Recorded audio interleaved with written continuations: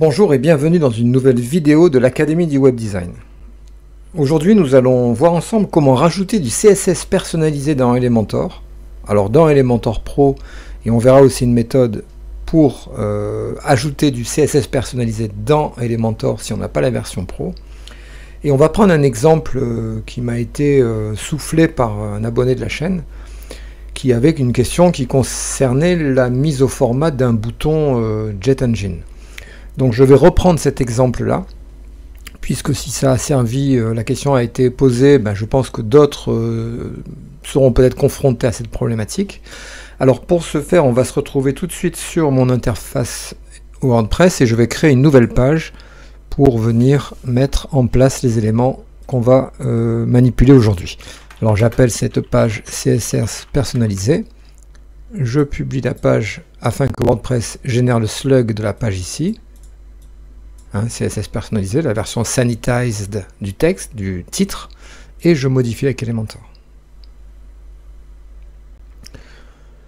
Alors l'idée, quand on a Elementor Pro, on a le panneau avancé qui est un panneau qui nous permet de réaliser un certain nombre d'opérations qui sont particulièrement intéressantes. Par exemple, lorsque je souhaite, ici je vais prendre le cas d'un éditeur de texte, comme ceci.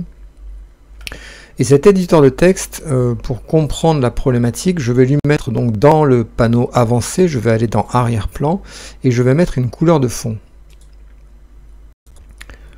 Voilà, comme ceci, et je vais changer la couleur du texte, je vais la mettre en blanc. Voilà, et je vais également changer la typographie, je vais mettre du Lato.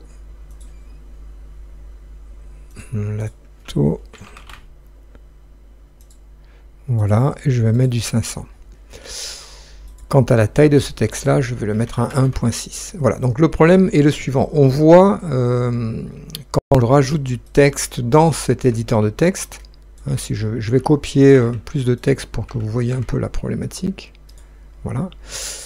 Donc on voit que dans cet éditeur de texte, j'ai mis un fond, et je me rends compte qu'il y a, sur la gauche, on n'a pas de débord, c'est-à-dire sur la gauche ici, on a le texte qui est directement collé au bord du rectangle, mais on voit que sur le bas notamment et sur le haut, on a une marge interne.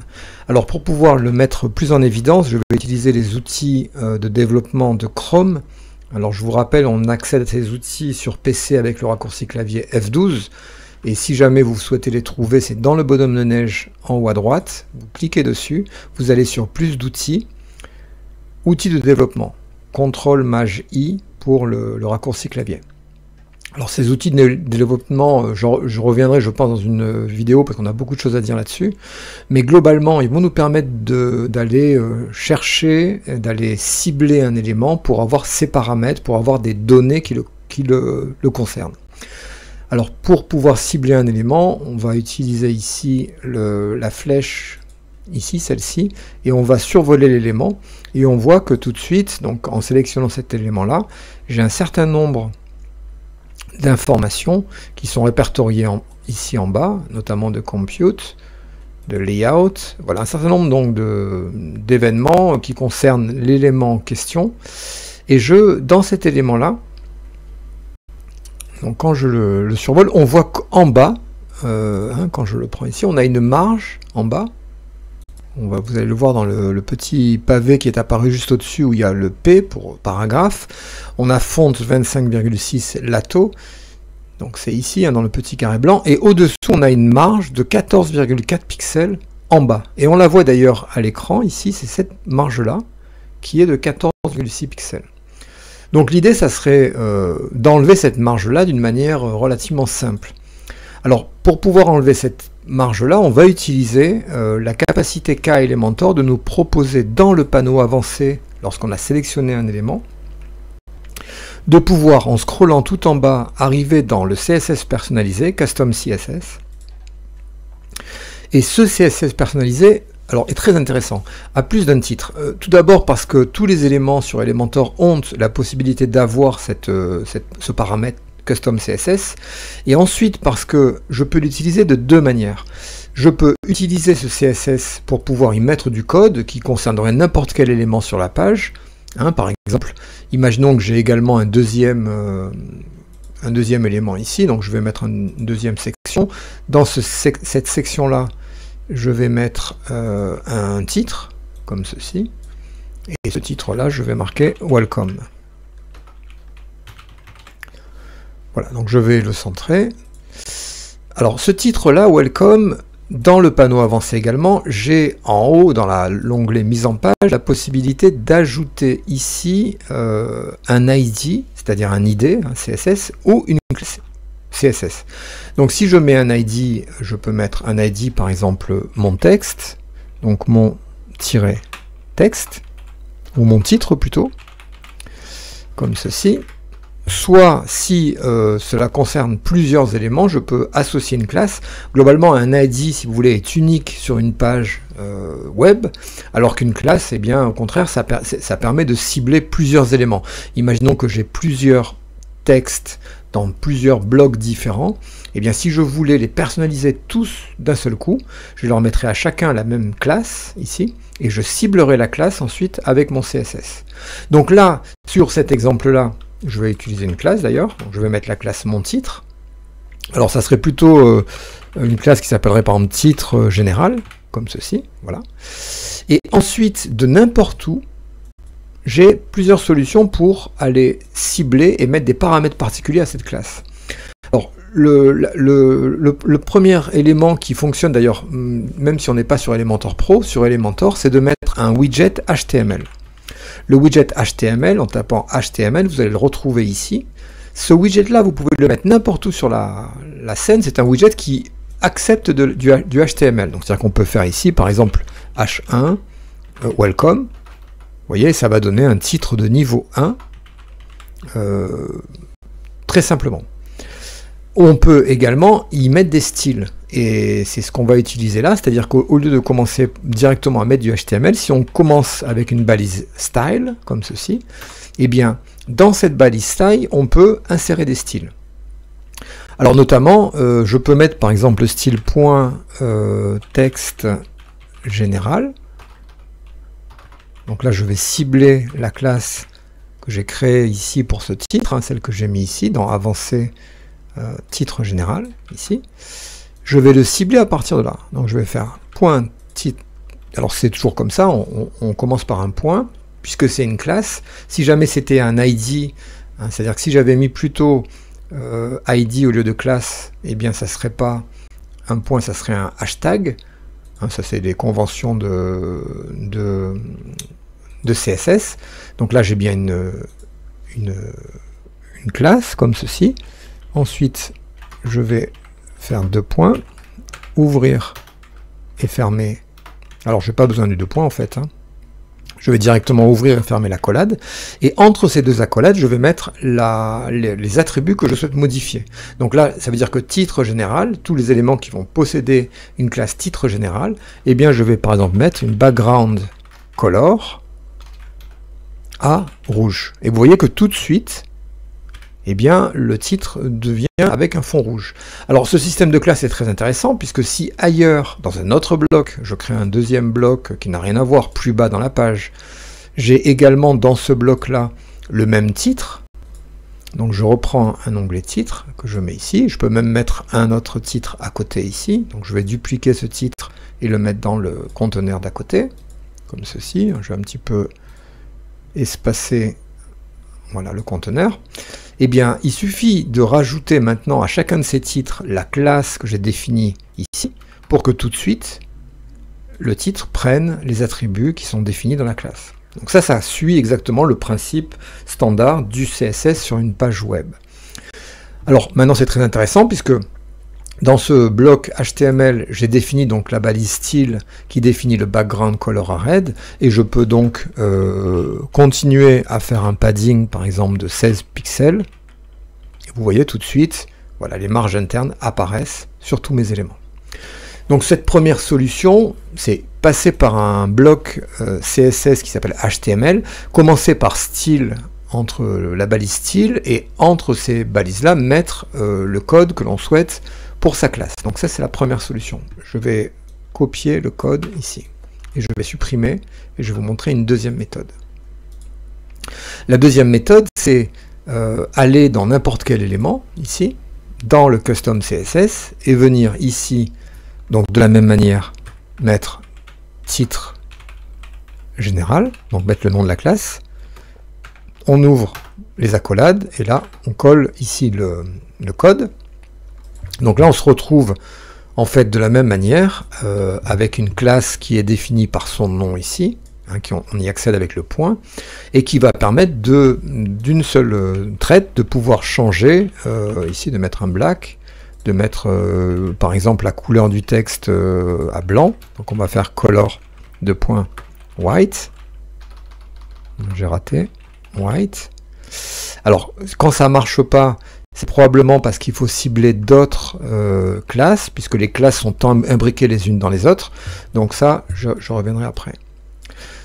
Alors, à quoi sert cette boîte custom CSS? À plus que ça, en fait. C'est-à-dire que globalement, donc là, je vais supprimer mes classes. Donc on voit tout de suite que les classes reprennent. Alors, attention, quand j'ai mis un fond noir ici, ce fond va prendre le pas sur le fond éventuellement que je pourrais mettre ici.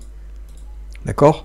Donc là, on va se retrouver avec des problématiques, vous voyez, qui font que là, on se rend compte que le fond qui est appliqué par l'onglet avancé dans l'arrière-plan n'est pas le fond réel de l'objet, hein, puisque le fond que moi j'ai modifié, on le voit, il déborde ici, c'est un fond qui est différent. Donc, ici, je vais supprimer ça. Voilà. Et ce que je vais faire, c'est que je vais aller donc dans cette classe-là, Custom CSS, voir un petit peu qu'est-ce qu'on peut faire avec ça. Alors, dans la classe Custom CSS, il y a un mot-clé qui est très important, c'est le préfixe selector. Alors, selector, sur Elementor, c'est l'équivalent en informatique de ce qu'on appelle un pointeur. C'est-à-dire que selector, ça permet de qualifier l'élément courant. Par exemple, j'ai 3 titres ici, vous avez vu que si j'applique une classe, eh bien, si le nom de la classe est identique pour les 3 titres, ils vont tous prendre les mêmes attributs qui seront définis dans la classe. Selector me permet de n'accéder aux propriétés que de l'élément qui est sélectionné. Par exemple, là, si je fais selector, j'ouvre les accolades et je fais background color red, vous voyez que là, ça n'affecte que l'élément que j'ai sélectionné. Ça veut dire que si je prends ces attributs, je les copie et je vais dans le deuxième titre, custom, je le colle et là je mets green. Ensuite je prends le troisième, custom, hop, et là je mets blue. Eh bien on a des attributs qui sont uniquement setés à l'élément qui est en cours. Et ça c'est très intéressant parce que ça permet de cibler. Alors on pourrait le faire sinon en passant par un ID, hein. On peut aussi le faire ici dans mise en page si on définit le nom non pas en étant une classe mais un ID, à ce moment là on ciblera uniquement l'élément. Mais on utilise beaucoup dans Elementor Pro notamment, puisque c'est dans Elementor Pro qu'on a ce custom CSS, cette possibilité, puisqu'elle va nous permettre de réaliser des choses qu'on ne peut pas réaliser ou qui sont très compliquées à réaliser si on n'a pas cette notion de pointeur vers l'élément lui-même. Selector signifie moi, en fait. Hein. Alors en informatique, on appelle ça un pointeur this, c'est-à-dire un pointeur qui pointe vers l'objet lui-même. Ici, c'est exactement ça. Alors la mise en fonction de ça, on va le voir tout de suite dans un exemple. Et je vais vous montrer pourquoi on va avoir besoin aussi de cibler les éléments. J'ai donc, à la question qui avait été posée, un bouton, ici, qui est le Data Store Button. Donc c'est un bouton que j'ai décrit d'ailleurs dans une vidéo précédente. Je vous mets le lien, voilà, vous allez le voir ici. Ce bouton, quand on le met sur un élément, va permettre de créer ajouter, alors on va mettre ici, ajouter aux favoris, une sorte de liste personnelle de l'utilisateur qui va pouvoir y stocker des liens vers des articles, des produits, un petit peu ce qu'il veut. Et la question qui a été posée, c'est ce bouton-là, comment est-ce que je fais pour avoir un bouton pleine largeur?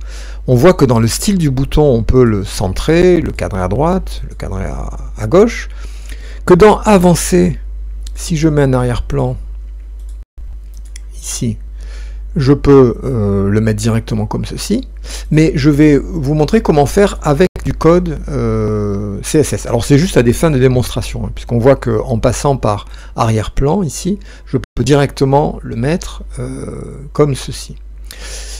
Alors le principe, ça va être donc ici de publier cette page et d'aller l'inspecter dans sa version front office. C'est-à-dire que quand on est dans le page builder d'Elementor, Elementor, pour qu'on puisse modifier les pages, rajoute des classes supplémentaires qui seront enlevées une fois que l'utilisateur découvrira la page.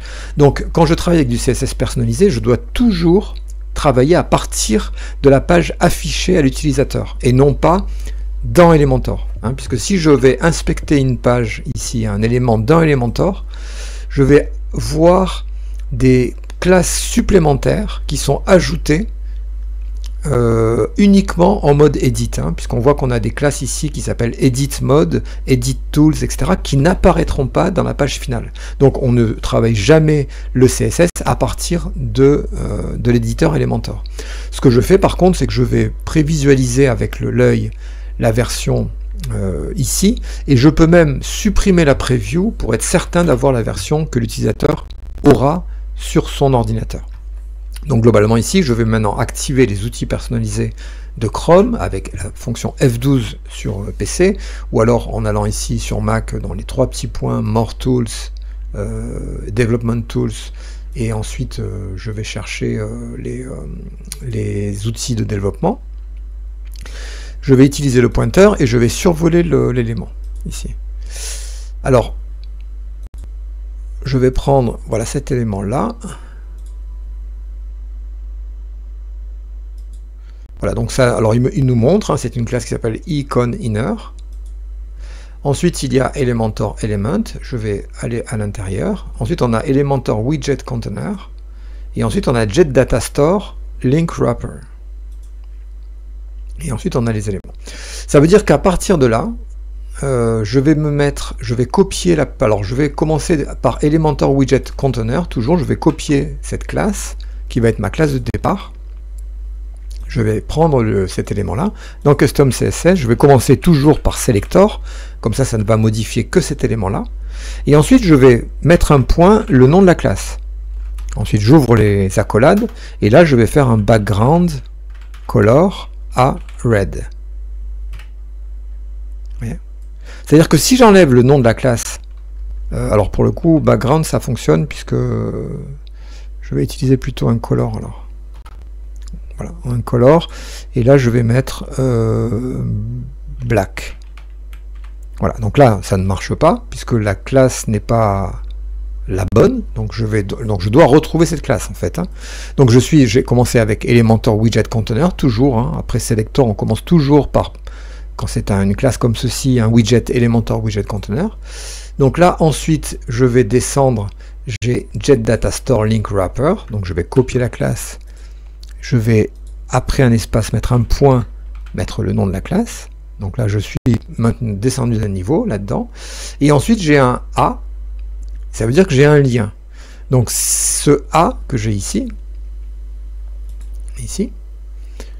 je vais le rajouter après le wrap. Et tout de suite, on voit que ça bascule en noir. Donc, c'est-à-dire que je viens de cibler, alors je peux changer la couleur de cet élément comme je le souhaite, hein, puisque je viens de cibler exactement avec le chemin l'élément en question. Donc c'est comme ça qu'on travaille en CSS personnalisé avec Elementor Pro. On ouvre la page en mode public et ensuite on va essayer de retrouver à partir de Elementor Widget Container le chemin jusqu'à l'élément que l'on souhaite modifier. Alors c'est plus ou moins simple, mais ça permet de faire absolument n'importe quoi. Donc si j'ai besoin d'avoir un deuxième selector ici, qui serait uniquement Elementor Widget Container comme ceci, et là je voudrais avoir un background color red par exemple, hein, pour rouge, bien vous voyez qu'en fait là je vais mettre white, voilà, là je vais mettre un font weight bold. Vous voyez, ça fonctionne parfaitement et ça me permet très simplement de modifier tous les éléments, mais uniquement cet élément-là. Alors la question c'est, si jamais je recrée un autre element text ici un titre dans un autre conteneur et je souhaite récupérer ces informations-là, eh bien je vais cliquer sur l'élément, aller dans Avancer, descendre dans Custom CSS, copier ici tous les éléments, récupérer le deuxième texte et venir ici, Custom, coller les deuxièmes éléments. Alors si je fais ça, on va avoir un... En fait, c'est pas vraiment intéressant de faire ça, puisque à partir de moment où je souhaite cibler plusieurs éléments avec les mêmes informations, eh bien je vais plutôt créer une classe de façon à pouvoir, comme je l'ai fait précédemment, avec un élément HTML, mettre ma classe à l'intérieur et à ce moment-là faire pointer ces deux éléments, les faire pointer sur le même nom de classe. Donc globalement, le CSS personnalisé dans Elementor Pro, c'est quelque chose qu'on utilise très souvent. On en a besoin parce qu'on doit souvent réaliser des modifications locales de certains widgets et on ne veut surtout pas installer d'extensions supplémentaires puisque c'est quand même relativement simple à faire avec Elementor Pro, et également avec Elementor de la même manière. Alors dernière chose à dire, c'est que si on a besoin de cibler des classes responsives, eh bien on peut exactement le faire de la même manière en les englobant, dans un media query qui cible uniquement la version desktop, tablette ou phone, ou mobile. Donc voilà, c'est ce que je voulais vous montrer aujourd'hui. Donc si vous avez des questions, c'est dans les commentaires. N'hésitez pas à vous abonner à ma chaîne si ce n'est pas encore fait. Et je vous dis à bientôt pour une autre vidéo de l'Académie du Web.